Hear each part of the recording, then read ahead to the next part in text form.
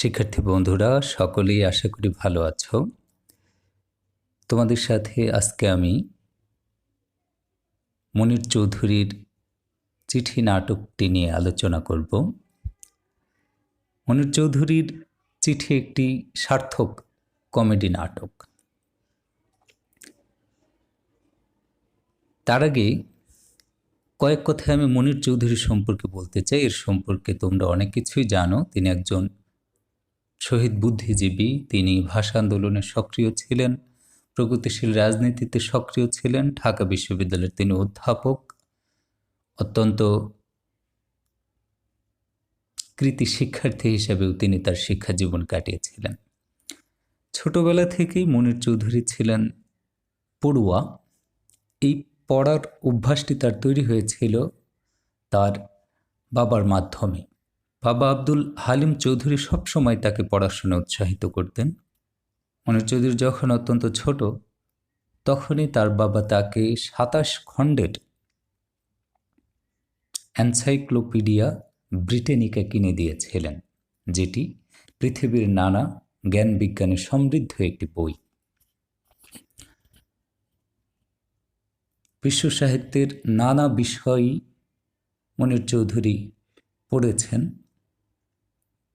নাটক, কবিতা, উপন্যাস, ভাষাতত্ত্ব সব কিছু সম্পর্কে তিনি অত্যন্ত সমৃদ্ধ ছিলেন। মনির চৌধুরী MA পাশ করেছেন ৩ বার। অত্যন্ত অবাক হতে হয়। প্রথমে তিনি ইংরেজিতে MA পাশ করেছেন, তারপরে তিনি জেলে বসে থেকে পরীক্ষা দিয়ে বাংলাতে MA পাশ করেছেন। শুধু পাশই করেননি, প্রথম শ্রেণীতে প্রথম স্থান অর্জন করেছেন। পরে আবার হার্ভার্ড বিশ্ববিদ্যালয় থেকে ভাষাতত্ত্বেও MA ডিগ্রি লাভ করেছেন। যে মনির চৌধুরীর পড়ালেখার প্রতি এত আগ্রহ, এত নিবেদন, তিনি পড়েনি নাই, শুধু সাহিত্যও রচনা করেছেন। বিশেষ করে বাংলাদেশের নাট্য সাহিত্যে তার অবদান অনেক। তার নাটকগুলো মূলত ইউরোপীয় রীতিতে লেখা। এই যে তার চিঠি নাটক, সার্থক কমেডি, এই চিঠিও অনেকটা ইউরোপীয় নাট্যধারায় লিখিত, যা আমরা নাটকের সংলাপ পড়লেই, এমনকি চরিত্রের চিন্তা চেতনা দেখলেই বুঝতে পারি শিক্ষার্থী বন্ধুরা। কমেডি নাটক হিসাবে চিঠির সার্থকতা আলোচনার আগে সংক্ষেপে আমাদের কমেডি সম্পর্কে জানা দরকার। অ্যারিস্টটল তার পোয়েটিক্স গ্রন্থে কমেডি সম্পর্কে আলোচনা করেছেন। সেখানে আমরা দেখতে পাই, আমরা যদি ট্র্যাজেডির সাথে একটু মিলিয়ে বলি, তুলনা করে বলি, তাহলে দেখা যায় ট্র্যাজেডির মানে যেমন বিয়োগান্তক নাটক, অর্থাৎ দুঃখ ভারাক্রান্ত নাটক, তার বিপরীত রূপে রয়েছে কমেডি। কমেডির বাংলা বলা হয় মিলনাত্মক নাটক বা হাস্যরসাত্মক নাটক। কমেডি শুনলে আমাদের হাসির কথা মনে হয়, আনন্দের কথা মনে হয়, আমাদের মনে উৎফুল্লতা চলে আসে। ঠিক সেরকম কমেডি নাটকেও আনন্দের প্রাচুর্য থাকে। এখানে নাটক পড়ে আমরা বেদনায় আক্রান্ত হই না, যদিও নাটকের মধ্যে অনেক সংকট থাকে, দ্বন্দ্ব থাকে, কিন্তু সেই সংকট এবং দ্বন্দ্বের মধ্যেও এক ধরনের আনন্দ পাওয়া যায়। এর কারণ সংকট এবং দ্বন্দ্ব সৃষ্টি করেও হাসি তামাশার মাধ্যমে, প্রহসনের মাধ্যমে লেখক সমাজের নানা গুরুত্বপূর্ণ বিষয়ের প্রতি ইঙ্গিত দিয়ে থাকেন, সমাজের নানা অসঙ্গতির প্রতি লেখক সচেতনভাবে ইঙ্গিত দিয়ে থাকেন, যা আমরা এই চিঠি নাটকেও দেখতে পাই। কমেডি নাটকের শেষে নায়ক নায়িকার মধ্যে মিলন ঘটে থাকে। শুরুতে এবং মাঝখানে যতই দ্বন্দ্ব সংঘাত থাকুক না কেন, শেষের দিকে আমরা একটি মিলনাত্মক পরিণতি কমেডি নাটকে দেখতে পাই শিক্ষার্থী বন্ধুরা, যা এই চিঠি নাটকেও রয়েছে। আমি এবার সংক্ষেপে চিঠি নাটকটির কাহিনী, চরিত্র, এমনকি কমেডির নানা যে ধারণা বা কমেডি হিসেবে যে নানা বৈশিষ্ট্য সেগুলো আলোচনা করব। নাটকের চরিত্রের মধ্যে রয়েছে পুলিশ অফিসার, নাম আসাদুজ্জামান, সে মিনার ভাই। অধ্যাপক বদরুল হাসান, যে বিশ্ববিদ্যালয়ের প্রক্টর, সাধারণত একটি বিশ্ববিদ্যালয়ের সামগ্রিক নিরাপত্তার দায়িত্বে যিনি নিযুক্ত থাকেন তাকে প্রক্টর বলা হয়। চরিত্র হিসাবে রয়েছে বিশ্ববিদ্যালয়ের শিক্ষার্থী সোহরাব, খালেদ, তারেক, রমিজউদ্দিন, আফতাব, খয়ের, মিনা মিনহাজ, রমা জোয়াদ্দার, আরও অনেক ছাত্রছাত্রী। নাটকটা শুরুই হচ্ছে একটি ছাত্রাবাসে। আমরা জানি ছাত্রাবাসে যেসব তরুণ শিক্ষার্থীরা থাকে তারা অনেক অনেক ঘটনার সমন্বয়ে, অনেক আনন্দ, বেদনা, দুঃখ, মজা সব কিছুরই সমন্বয় একটি ছাত্রাবাসে ঘটে থাকে। কারণ ছাত্রাবাস হলো তারুণ্য উদযাপনের সবচেয়ে উপযুক্ত স্থান। এরকম একটি ছাত্রাবাসেই আমরা দেখছি একটি চিঠিকে কেন্দ্র করে আলাপ খুবই সংকটময়ভাবে জমে উঠেছে। এই তিন বন্ধু হল সোহরাব, খালেদ এবং তারেক। সংকটটি দেখা দিয়েছে সোহরাবের একটি খাতা তারেকের হাতে ছিল, আর সেই খাতাটি তারেকের হাত থেকে নিয়ে নিয়েছে মিনা মিনহাজ। সোহরাব অত্যন্ত পড়ুয়া, সে পরীক্ষায় প্রথম হতে চায়। মিনা মিনহাজও খুবই তেজি, সেও পরীক্ষায় প্রথম হতে চায়। সাধারণত পরীক্ষায় প্রথম হওয়ার জন্য কৃতী শিক্ষার্থীরা নোট তৈরি করে, আর সেই নোটকে লুকিয়ে রাখতে চায়, নিজের কাছে রাখতে চায়, যাতে অন্য কেউ না নিতে পারে। বিশেষ করে প্রতিদ্বন্দ্বী শিক্ষার্থীর হাতে যেন সেই নোট চোখেই না পড়ে। কিন্তু সোহরাবের সেই নোট খাতা তার বন্ধু তারেকের কাছ থেকে ছিনিয়ে নিয়েছে মিনা মিনহাজ।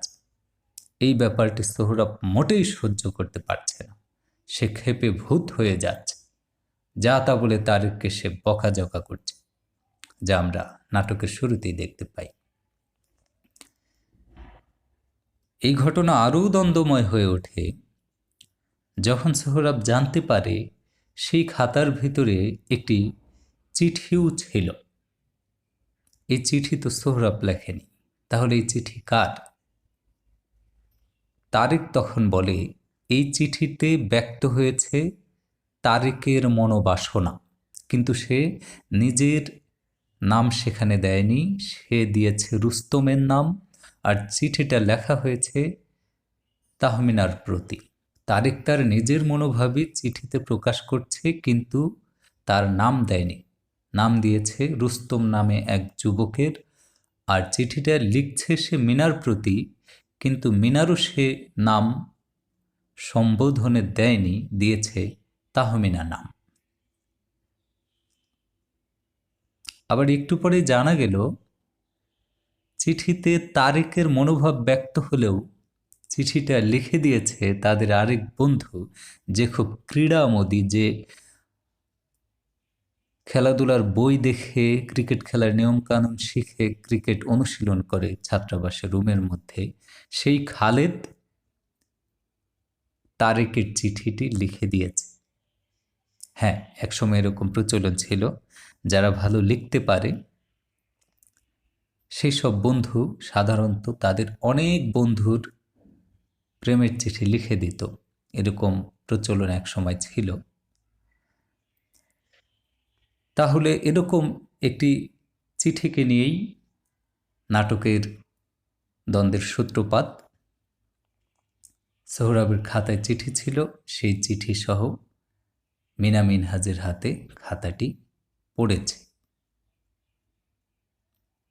এখন মিনা মিনহাজ এই চিঠি পেয়েও খুবই ক্রুদ্ধ। সে চিঠিটি দিয়ে দিয়েছে প্রক্টরের কাছে। প্রক্টর অত্যন্ত চিন্তিত। এদিক দিয়ে আবার বিশ্ববিদ্যালয়ের সাধারণ শিক্ষার্থীরা আসন্ন যে পরীক্ষা, সে পরীক্ষাটি পেছানোর জন্য অত্যন্ত সক্রিয়। তারা লিফলেট প্রচার করছে। এরকম লিফলেটের একপাশে অবশ্য চিঠিতে লেখা। এখন সেই সাধারণ শিক্ষার্থীরা, তাদের মধ্যে একজন রয়েছে রমিজউদ্দিন। রমিজউদ্দিনের সংলাপের মাধ্যমেও আমরা সোহরাব, খালেদ এবং তারেক সম্পর্কে জানতে পারি যে তারা অত্যন্ত আধুনিক, তথাকথিত আধুনিক ধর্মের প্রতি তাদের মতিগতি নেই। তারা নারী শিক্ষা নিয়ে ব্যস্ত, তারা সমাজের উন্নতির জন্য তথাকথিত পড়াশোনায় ব্যস্ত। এক কথায় রমিজের ভাষায় অনেকটা মেকি স্বভাবের। আবার রমিজও সোহরাবের মতে সেও আসল সক্রিয় রাজনীতিবিদ নয়, আদর্শের পথের ছাত্র রাজনীতিক নয়, সে একজন ভণ্ড বা মেকি রাজনীতিক। এরকম নানা দ্বন্দ্বের মাধ্যমে গোটা বিশ্ববিদ্যালয় উত্তপ্ত হয়ে ওঠে। সাধারণ ছাত্ররা পরীক্ষা পিছাবেই। আমরা জানি সাধারণত সামনে পরীক্ষা আসলেই ছাত্রছাত্রীরা পরীক্ষা পিছাতে চায়, কারণ পরীক্ষা পেছানোর মধ্যে একটা আনন্দ রয়েছে। সেই পরীক্ষা যখন রমিজউদ্দিন এবং তার অনুসারীদের নেতৃত্বে পেছানোর কথা বলা হয়, তার বিরুদ্ধে অবস্থান নেয় সোহরাব। সে পরীক্ষা পেছানোতে আগ্রহী শিক্ষার্থীদের পক্ষে স্বাক্ষর করবে না।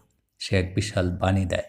সে সব কিছুরই বিরুদ্ধে, পরীক্ষা নেওয়ারও বিরুদ্ধে, প্রচারেরও বিরুদ্ধে, সে প্রেমেরও বিরুদ্ধে, অপ্রেমেরও বিরুদ্ধে। এরকম অনেক অনেক তাত্ত্বিক হাস্যরসাত্মক কথা বলে সোহরাব নিজেকে উপস্থাপন করে, যেগুলো কমেডি নাটকের অন্যতম গুরুত্বপূর্ণ বৈশিষ্ট্য।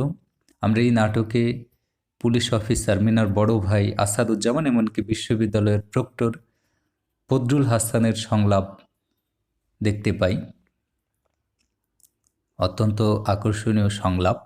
একজন বিশ্ববিদ্যালয়ের শিক্ষক আর একজন পুলিশ অফিসার, দুজনকেই মনে মনে শ্রেষ্ঠ ভাবে, কিন্তু প্রকাশ্যে তারা ছোট হিসাবে ভাবে। আমরা এখানে শুনতে পাই পুলিশ অফিসার তার বিশ্ববিদ্যালয়ের অধ্যাপক বন্ধুকে বলছে, বন্ধু, তোমরা সাধারণত যে বিষয় নিয়ে অত্যন্ত বিচলিত হয়ে পড়ো, হুলস্থুল কাণ্ড বাঁধিয়ে দাও, সেই বিষয় শুনে আমাদের ঘুম চলে আসে, সেগুলোকে কোনো কাহিনীই মনে হয় না। অপরদিকে প্রক্টর সাহেব পুলিশকে বলছে যে তোমরা তো থাকোই সবসময় চোর ডাকাতের সাথে। এরকম রসালো সংলাপের মাধ্যমে সমাজের বাস্তবতা উঠে আসছে। এটিও কমেডি বা প্রহসন নাটকের গুরুত্বপূর্ণ বৈশিষ্ট্য। আমরা ছাত্রদের স্লোগান দেখতে পাচ্ছি। আমরা দেখতে পাচ্ছি মিনার আস্ফালন, সে অত্যন্ত আবেগ আক্রান্ত। সোহরাবও অত্যন্ত আবেগ আক্রান্ত, কিন্তু উভয়ের আবেগ প্রকাশিত হচ্ছে হাস্যরসাত্মকভাবে। উভয়ই এমনভাবে তাদের ভেতরের কথা প্রকাশ করছে যেন কেউ কাউকে ছেড়ে দেওয়ার পাত্র নয়। দুজনকে যে কোনোভাবেই দেখে নেবে। মিনাও দেখে নেবে সোহরাবকে। সোহরাবও বলছে ওই চিঠিটি মোটেই তার লেখা নয়, সে মিথ্যা ভাবালুতাপূর্ণ প্রেমে আবেগে আক্রান্ত নয়, সে একজন পড়ুয়া, সে একজন তাত্ত্বিক। ওদিক থেকে আমরা জানতে পারি মিনাও সোহরাবকে বলছে যে তোমার পড়ার ধরন সম্পূর্ণ মেকি। আমরা আবার সোহরাবকেও মিনার রূপ সম্পর্কে, সাজসজ্জা সম্পর্কে, প্রসাধন সম্পর্কে হাস্যরসাত্মকভাবে অথবা তির্যকভাবে বর্ণনা করতে শুনি, যেগুলো মিনা এবং সোহরাবের দ্বন্দ্বকে আরও উস্কে দিয়েছে। কিন্তু সাথে সাথে টের পাওয়া যায় এই দ্বন্দ্বের ভিতরে রয়েছে এক ধরনের টান, এক ধরনের আন্তরিকতা রয়েছে, কিন্তু সেগুলো তারা প্রকাশ করে না। হ্যাঁ, এর প্রকাশ আমরা একটা সময় দেখতে পাই। কোন সময়? একদম নাটকের শেষ মুহূর্তে, যখন খুবই টানটান উত্তেজনা বিরাজ করছে। মিনা মিনহাজ যখন ঘরের দরজা বন্ধ করে আত্মহত্যা করবে বলে চিন্তা করছে, সেই সময় সেই বাসার সামনে প্রক্টর এসে গেছে। প্রক্টর মিনাকে অনুরোধ জানাচ্ছে রুম থেকে বের হয়ে আসার জন্য, কিন্তু কোনো কিছুতেই যখন কোনো কিছু হচ্ছে না, অনেক শিক্ষার্থীর সমাবেশ ঘটে গেছে, অনেক ভিড় হয়েছে, ঠিক সেই সময় সোহরাব সামনের দিকে এগিয়ে গিয়ে চিৎকার করে মিনাকে ডাকতে থাকে। শুরুতে স্বীকার করে তার সাথে শত্রুতার কথা, কিন্তু এরপর বলে এই শত্রুতা প্রকাশ করা যাবে বেঁচে থাকলে, মরে গেলে প্রকাশ করা সম্ভব নয়। সে যাই হোক, মিনা যেন বের হয়ে আসে। মিনার প্রতি তার আন্তরিকতা রয়েছে, টান রয়েছে, অন্তর থেকে ভালোবাসা রয়েছে। এরকম কথাগুলো সোহরাব যখন আবেগের সাথে প্রকাশ করে, সেই সময় মিনাও অনেকটা বিগলিত হয়। সে বন্দুক ফেলে দেয়, দরজা খুলে বের হয়ে আসে। মিনা এবং সোহরাবের মধ্যে আমরা দেখতে পাই এক ধরনের মানসিক মিলন। এই বিষয়টি কমেডি নাটকের গুরুত্বপূর্ণ বৈশিষ্ট্য আসলে, যে এই নাটকে যত দ্বন্দ্ব থাক, সংঘাত থাক, সেই দ্বন্দ্ব সংঘাতে পাঠক আক্রান্ত হয় না। পাঠক সাময়িক উত্তেজিত হয়, তবে এই উত্তেজনা আনন্দের। এই উত্তেজনা সমাজের অসঙ্গতি আবিষ্কারের, এই উত্তেজনা নিজেকেও জানার, আশপাশকেও জানার, এমনকি ধীরে ধীরে সংঘাতপূর্ণভাবে নাটক মিলনের দিকে এগিয়ে যায় এবং পাঠক মনে এক ধরনের আনন্দের তৃপ্তি জাগে। এটি কমেডির বৈশিষ্ট্য, আর কোনো সন্দেহ নেই মনির চৌধুরীর চিঠি একটি শতভাগ সার্থক কমেডি নাটক, যা নাটকের সংলাপে সংলাপে আমরা দেখতে পাই একদম শুরু থেকে শেষ পর্যন্ত। সবাইকে ধন্যবাদ, সবাই ভালো থাকবে।